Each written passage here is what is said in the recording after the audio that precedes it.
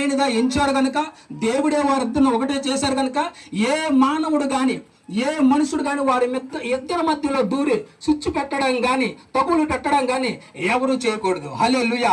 ఇది ఘనమైన వివాహము గనుక, ఇది ఘనహీనమైన వివాహం కాదు, కానీ ఘనమైన వివాహం గనుక ఈ వివాహంలో వారు ఒకరికొకరు ప్రేమించుకుంటున్నప్పుడు వారు ప్రేమకు భంగం కలిగించకూడదు. హల్లెలూయా. కొన్నిసార్లు స్నేహితులు ప్రేమ కావచ్చు, లేదంటే లోక సంబంధమైన ప్రేమలు కావచ్చు.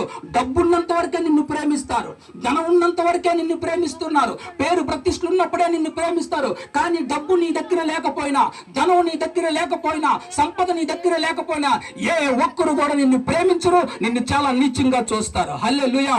కానీ 2000 సంవత్సరాల క్రితం నా యేసయ్య అగాపే అనే ప్రేమను మనందరికీ పంచాడు. ఆ కలవరి శిలువలో రక్తం కార్చిన దేవుడు, ఆ కలవరి శిలువలో మనందరి పాపాల నిమిత్తము ఆయన ప్రాణం అర్పించిన దేవుడు మనందరికి కూడా ఆయన ప్రేమను క్రియల్లో చూపించాడు గనక, ఒకవేళ ఇక్కడ ఎవరికైనా మారు మనసు లేకపోతే, ఎవరికైనా రక్షణ లేకపోతే, ఎవరైనా క్రీస్తుని ఇంకా అంగీకరించలేకపోతే, ఇంకా ఎవరైనా క్రీస్తును నిజ రక్షకుడిగా మీరు అంగీకరించలేక ఇంకా లోకంలో ఉండిపోతే, దేవుడు సెలవిస్తున్నాడు, మీ మనసు మారాలి, మీ బ్రతుకులు మారాలి, మీ జీవితాలు మారాలి. మీ బ్రతుకులు మారి యేసయ్య నా కోసం 2000 సంవత్సరాల క్రితం లోకానికి వచ్చి నా కోసం తన ప్రాణాన్ని పెట్టి నా కోసం కలవరి శిలువలో చనిపోయి, ఆయన చనిపోయి సమాధి చేయబడి 3వ రోజు మృత్యుంజయుడిగా లేచాడని ఎవరైతే విశ్వాసం ఉంచుతారో, ఎవరైతే పాప ప్రక్షాళన జరుగుతుందో వారికి దేవుడు ఆ రక్షణ, ఉచితమైన రక్షణ ఆయన కలిగిస్తున్న ఎటువంటి సందేహం లేదు. హల్లెలూయా.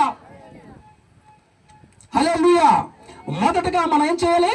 భార్యాభర్తలు ఒకరికొకరు ప్రేమించుకోవాలట. రెండవదిగా ఒకరికొకరు ఏం చేయాలి? క్షమించుకునే గుణం కలిగి